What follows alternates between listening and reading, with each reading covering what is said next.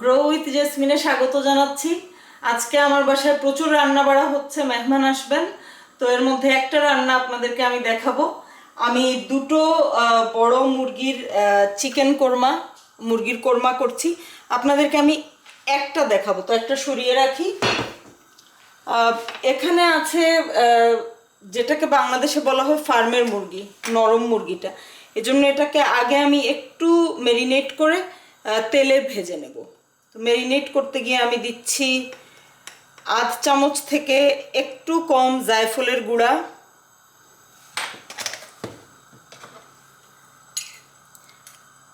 চামচের আগা দিয়ে একটুখানি জয়ত্রী, জয়ত্রী চাইলে আরও একটু দেয়া যায়,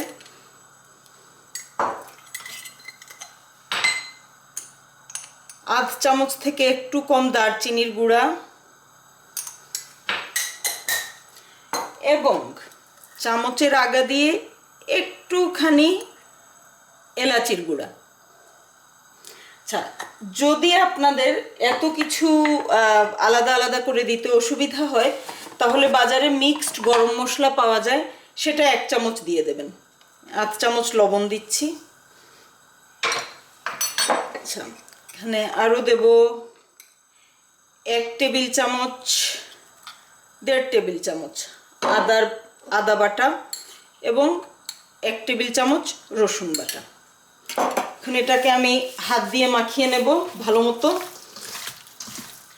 যেটা বলছিলাম, অনেকে কোরমা মাখিয়ে বানান, মানে একদম বসিয়ে দেন সোজা, ভাজাভাজি না করে। সেটা আমাদের যে বাংলাদেশি শক্ত দেশি মুরগি, সেটা দিয়ে ওরকম করলে ভালো হয়। কিন্তু আমি, আপনারা জানেন ইংল্যান্ডে থাকি, ইংল্যান্ডে যে নরম মুরগিটা পাওয়া যায়, যেটাকে বাংলাদেশে আমরা বলি ফার্মের মুরগি, সেটা একটু ভেজে নিলে কোরমাটা খেতে ভালো হয়। তো আমার এখানে তেল গরম হয়ে গেছে।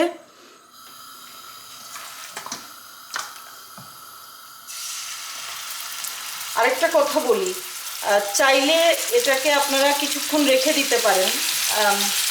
আমি দেখেছি স্বাদের তেমন তারতম্য হয় না ম্যারিনেট করে রেখে দেওয়ার মধ্যে। মানে এই মশলাগুলো যখন তেলে ভাজা হয় এমনিতেই মাংসের ভেতরে ঢুকে যায়। তো এটা ভাজা হতে 10 মিনিটের মতো লাগবে। দুবারে করবো আমি। তো আমার চিকেনটা ভাজা হয়ে গেছে। বলেছিলাম 10 মিনিট লাগবে, কিন্তু আসলে 10 মিনিট লাগে নাই। প্রতিটা দিকে আমি 4 মিনিট করে বেশি আগুনে ভেজে নিয়েছি। খেয়াল রাখবেন যে এই ভাজার সময় যেন চিকেন সিদ্ধ না হয়ে যায়। অনেক বেশি আগুনে শুধু বাইরেটা একটু এইভাবে লালচে বাদামি হয়ে যাবে, সুন্দরভাবে রোস্টেড হবে। আর এদিকে দেখতে পাচ্ছেন আমি 4 টেবিল চামচ তেল এবং 3 টেবিল চামচ ঘিয়ের মধ্যে আধ কাপ পেঁয়াজকে বাদামি করে ভেজে নিচ্ছি। তো পেঁয়াজ ভাজা হতে হতে চিকেনটা নামিয়ে রাখলাম। আর পেঁয়াজটা আরেকটু বাদামি হতে হতে আমি একটু এখানে পেঁয়াজ ব্লেন্ড করে নেব। আসলে আমি বেশ খানিকটা পানি দিয়েছি যেন সহজে হয়ে যায়, পানিটা শুষে যাবে। আধুনিক প্রযুক্তি আমাদের কাজ কত সহজ করে দিয়েছে। এখানে দেখতে পাচ্ছেন পেঁয়াজটা বেশ সুন্দর বাদামি হয়ে এসেছে। এটা আরেকটু বাদামি হতে হতে একটা কথা বলি, অনেকে বোনলেস চিকেন পছন্দ করেন। এখানে দেখতে পাচ্ছেন আমি আস্ত চিকেন নিয়েছি, যেখানে হাড়গোড় আছে। যারা বোনলেস চিকেন পছন্দ করেন তারা চিকেন ব্রেস্ট দিয়ে করতে পারেন। তবে আমার পরামর্শ হচ্ছে চিকেন ব্রেস্ট দিয়ে করলেও সাথে কিছু হাড়যুক্ত চিকেন দিয়ে দিবেন, কারণ হাড়যুক্ত চিকেন থেকে গ্রেভিতে একটা সুন্দর ফ্লেভার আসে। আচ্ছা, পেঁয়াজটা চমৎকারভাবে সোনালি হয়ে গেছে। এইটার মধ্যে এখন আমি দেব 1 টেবিল চামচ রসুন এবং 2 টেবিল চামচ আদা। সবগুলো পরিমাণ আমি ডেসক্রিপশনে বলে দিব, কাজেই চিন্তা করবেন না। কাঁচা পেঁয়াজটা বাদামি করে ভেজে নেওয়ার ফলে হলো কি, এই বাটা মশলাটা সুন্দরভাবে ভাজা হবে। পেঁয়াজ দেব আমি 1 2 3 4 5। 5 টেবিল স্পুন পেঁয়াজ দিলাম। এটাকে এখন আমি 10 মিনিট মাঝারি আঁচে ভেজে নেব। আমার মশলা ভাজা হতে হতে এখানে আমি অন্যান্য প্রিপারেশন করে নিচ্ছি। এখানে আছে একটু পোস্তর দানা, ইংরেজিতে বলে পপি সিড, এটা বেটে নেব। এটা আসলে বাটা ছাড়া আর কোনো ইয়ে নাই, এটার আর কোনো উপায় নেই, এটাকে বাটতেই হবে। তো যারা বিদেশে রান্না করেন তারা যদি এটা ব্যবস্থা করতে না পারেন চিন্তা করবেন না, বা বাটতে না পারেন তাহলে শুকনা যে কফি গ্রাইন্ডিং বা স্পাইস গ্রাইন্ডিং মিল আছে ওটার মধ্যে শুকনা একটু গুঁড়া করে নিলেই হবে। আমি বেটে দেই, বেটে দিলে একটা সুন্দর টেক্সচার আসে কোরমার মধ্যে। প্রায় 10 মিনিট ভাজার পরে মশলাটা দেখতে এরকম হয়েছে, সোনালি বাদামি। এখন অল্প একটু গরম পানি দিয়ে দিচ্ছি।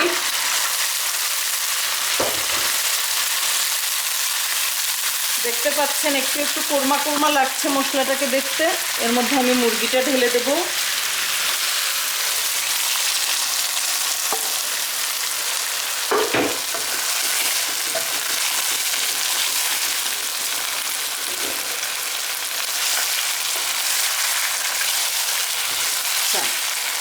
এখানে মুরগিটাকে মাঝারি আগুনে 10 মিনিটের মতো ভাজবো।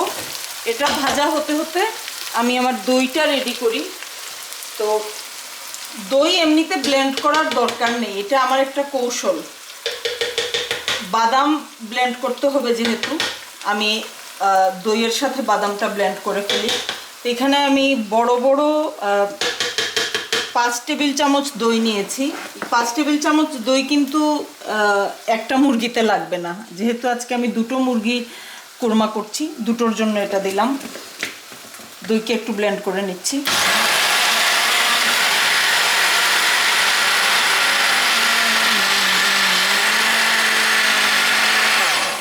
এক মিনিট ব্লেন্ড করলেই দইটা একটু লিকুইড হয়ে যাবে।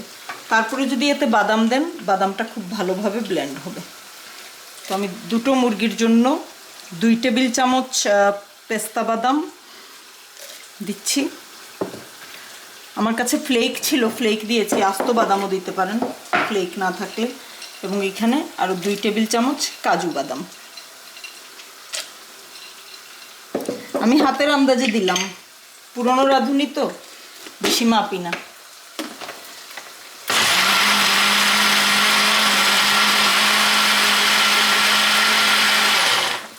এর মধ্যে আমার আগে বেটে রাখা পোস্তর দানাটাও দিয়ে দিব, তাহলে সব কিছু একসাথে সুন্দরভাবে মিশে যাবে।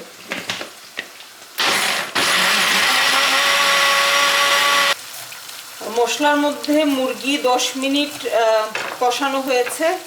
কয়েকটা কাঁচামরিচ দিয়ে দিচ্ছি এবং আমার বেটে রাখা দই এবং বাদাম অর্ধেকটা দেব। পরিমাণ সব ডেসক্রিপশনে লেখা থাকবে, চিন্তা করবেন না।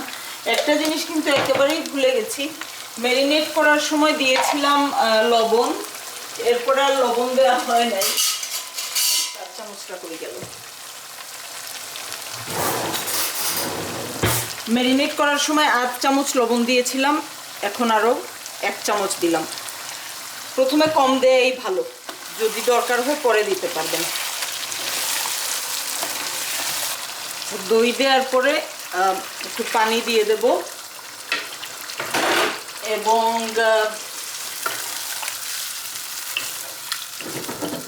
আধ চা চামচ চিনি।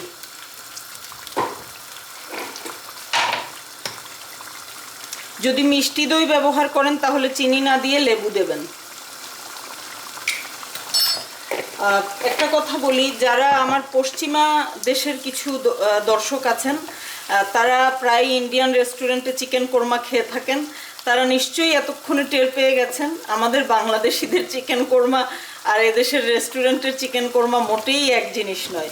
আমাদের কোরমা হচ্ছে দেখতে এরকম। এখন এটা আমি ঢেকে দেব এবং আরও 10 মিনিট কম আগুনে জাল দেব।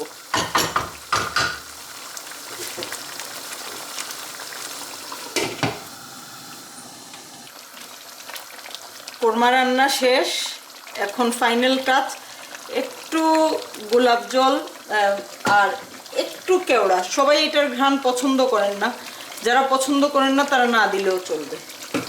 এটা আসলে আর একটু আগে দিলে ভালো করতাম, আমি ভুলে গেছি, তেমন ম্যাটার করে না। এখন রান্না শেষ, আমি খুব দ্রুতভাবে এটা ঢেলে দিচ্ছি এখানে। বেশি নাড়ানাড়ি করতেই হলো না, এবং একটু গুছিয়ে দিই। এখন আগে থেকে ভেজে রাখা একটু বেরেস্তা ছিটিয়ে দিলাম।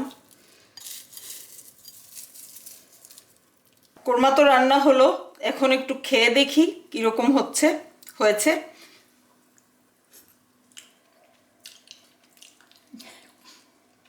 একদম যেরকম চেয়েছিলাম, লবণটাও পারফেক্ট হয়েছে, বাদামের একটা সুন্দর ঘ্রাণ এবং স্বাদ এসেছে। সব মিলিয়ে আমি খুবই আনন্দিত আজকের রান্নাটা নিয়ে। আশা করি আপনারা এই রেসিপিটা ফলো করবেন, করে যদি কোরমা ভালো হয় তাহলে অবশ্যই আমার channel grow with jasmine subscribe করবেন। আগামী কিছুদিনের মধ্যে আমি আরও কিছু ভালো ভালো রেসিপি নিয়ে আসার চেষ্টা করব।